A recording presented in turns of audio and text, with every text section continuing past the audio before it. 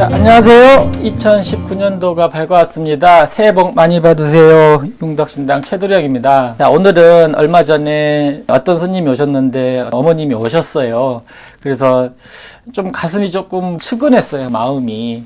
그래서 우리 어머님들한테 들려드리고 싶은 넋두리식으로 이야기를 해볼까 합니다. 얼마 전에 이제 어떤 어머님이 오셨는데 나이가 지긋이 좀 드셨어요. 오셨는데 그 어머님이 그냥 하소연을 하시더라고요. 어떤 하소연을 하셨냐면 집안에서 가사일을 보다가 넘어지신 거야. 넘어지셔가지고 뇌진탕이 온 거예요. 입원을 하셨는데 그 딸이 셋이 있고 이제 아들이 하나가 있어요.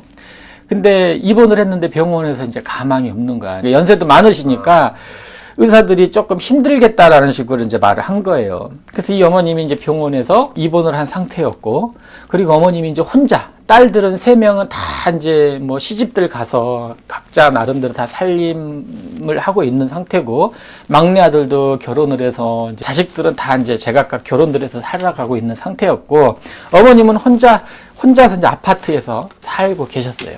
그런 상태에서 이제 넘어지셔가지고 병원에 입원을 한 거죠. 의식이 불분명하니까 오래 못 살 것 같다라는 어떤 생각에 자식들이 어머님이 살고 있는 집을 팔아버린 거예요. 그 딸 셋이. 그래서 어머님이 이제 돌아가실 것 같으니까 이걸 정리를 하자 해서 딸 셋이서 그것을 팔아가지고 각자 다 나눠버린 거예요. 돌아가시지도 않았는데.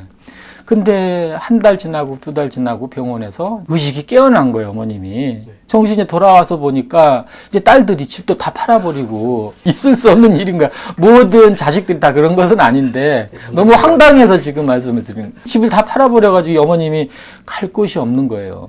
갈 곳이 없어서 큰 딸이 엄마는 이제 우리 집으로 가야지 돼. 영문도 모르고 집이 팔린지도 모르고 큰 딸을 따라서 이제 집으로 간 거예요. 집으로 가서 보니 너무 불편한 거죠. 어렸을 때야 자식들은 그냥 품에 끼고 있을 때 아기 때나 내 자식들이지 결혼해서 다 이제 어른이 성인이 돼서 자식들은 진짜 더 불편해요. 아무리 부모 자식들이 아닌지라도 딸의 신랑도 있고 자손들도 있고 하니까 집에서 계속 그냥 감옥처럼 생활을 한 거야. 요리를 해서 뭐 밥을 먹으면 냄새 난다고 큰딸이 그렇게 구박을 하고, 그리고 새벽에 부엌에 나와서 배가 고파가지고 어머니 냉장고를 뭘 뒤져서 좀 먹으려고 해도 눈치가 보이고 내 집이 아니니까 딸 집이라고 해도 너무 불편한 거예요. 그리고 그렇게 윽박을 지르고 딸인데도 불구하고, 그래서 어머님이 나 내 집 가겠다 이렇게 된 거예요. 나 여기서 못 살겠다. 몸이 아파도 그냥 내가 집에 가서 살겠다 이러니까 이제 그때서야 집이 없다. 다 팔아버렸다. 이게 무슨 소리냐. 이렇게 된 거죠. 그래서 이제 막내 아들한테 그 하소연을 한 거예요. 근데 누나들 너무한 거다.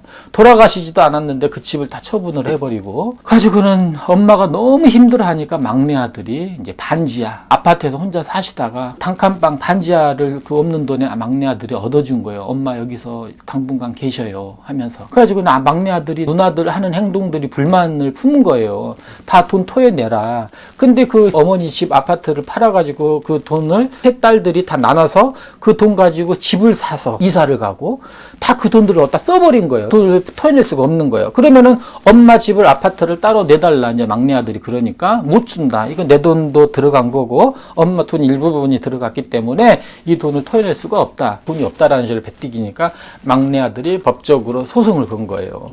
법적 소송으로 걸어서 법원에서 어머니 집을 다시 해주지 않으면 형을 살아야 된다거나 이런 식으로 이제 나온 거죠.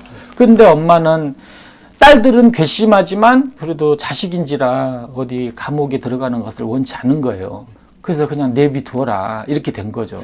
근데 그 이야기를 얼마 전에 이제 손님으로 오셨었는데 어떻게 이제 이런저런 얘기를 하다가 가정사 이야기를 이제 들려줘서 제가 이제 들었어요. 그래서 제가 이러이러한 경우는 뭐 이렇게 해라 저렇게 해라 제가 말씀을 드렸었는데, 제가 이제 왜 이런 말을 하냐면 우리 어머님들 옛날 조선시대야 뭐 자식들 간에 효자들 동방의 예의지국이다 해서 뭐 자식들이 부모님들 섬기고 옛날 민화라다 동화라든 것들 보면은 정말 효자 효녀 대한민국 한반도가 어떤 그런 사상이 있었잖아요. 부모 자식 간에. 근데 요즘들 세상이 바뀌어서 이게 너무 주변에서 그런 걸 많이 봐요. 품에 껴야지 내 자식이 어른이 되면 다 남보다 더 못해요. 제가 그랬어요. 나를 지켜주는 것은 전부 다는 아니지만 인정하기는 싫지만 돈이 저를 지켜줍니다. 자식이 지켜주는 것 그렇게 몇 안 됩니다. 이 말에 어떤 반문을 가지신 분들도 있겠지만 어떻게 보면 정말이에요, 그게. 그래서 대한민국 어머님들은 다 똑같을 거예요. 자식 잘못되는 거 싫어하고 힘들게 사는 것 싫어하고. 근데 자식들은 그렇지가 않더라고요. 그 딸들은 못 주겠다고 그러고 어머니는 딸들이 감옥에 들어가는 것을 원치가 않고 어찌됐든 요즘 살기도 힘들고 모든 사람들이 힘들고 너무 자식들한테 의지하려고 하지 말고 내 것은 내가 지켜야지 된다라고 생각해요. 이제 나이가 드셨다고 해서 자식한테 의존하려고 하지 말고 제 것은 제 것을 지키고 그래서 제가 이제 그것을 이야기를 듣고 어떤 생각을 했냐면 정말 나는 나 자신이 지켜야지 된다. 이제 이 방송을 보시는 뭐 부모님이라든지 아니면 중장년 분이신 분들 노후 대비는 나 자신은 내가 지켜야지 된다라고 말씀을 드리고 싶습니다. 형제가 부모님들 집안 식구들이 지켜주는 것이 아니라 나 자신은 내가 지켜야지 된다라고 생각을 해요. 세상이 바뀌었습니다. 인정하기는 싫지만 어떻게 보면 되게 인색하고 되게 차갑잖아요. 노후 대비는 스스로가 다들 챙기시고 너무 자식들 믿지 마시고 그랬으면 좋겠어요. 마음이 조금 씁쓸했었어요. 그 소리를 듣고. 할머니는 오셔가지고 뭐를 이렇게 하신 거예요? 되게 답답하니까 하소연하러 온 거죠. 뭐 어떻게 했으면 좋겠느냐 뭐 이런 얘기를 하시더라고. 근데 저는 그 어머님 편이지 다 받아냈으면 좋겠지. 아파트에서 혼자 그냥 편안하게 사시던 양반이 돌아가시지도 않았는데 깼는데 집 없어지고 자다 일어났더니 그냥 집이 다 사라지고 증발해버린 거잖아요. 나는 좀 화가 나더라고요, 그 딸들한테. 그래서 너무한 거죠. 그리고 그냥 난데없이 지금 반지하에서 살고 계시고 우리 어머님들 지금 한 얘기 잘 들으시고 정말 내 노후는 내가 지켜야지 된다라고 생각합니다. 그리고 지켜주는 자식들이 몇이나 있을까요? 요즘 팔은 안으로 굽는다고 자기 가정만 지키려고 들고 늙으신 부모님들은 뒷전으로 나몰라라 하는 분들이 너무나 많습니다. 또 독거노인들도 많잖아요. 자식들이 있는데도 불구하고 연세가 드시는 노인분들이 이제 계속 증가 추세고 요즘 또 애기들도 안 낳잖아요. 앞으로 10년, 20년 후면은 우리나라가 노인들이 아주 그냥 절반 이상이래요. 사회적인 문제인 거죠.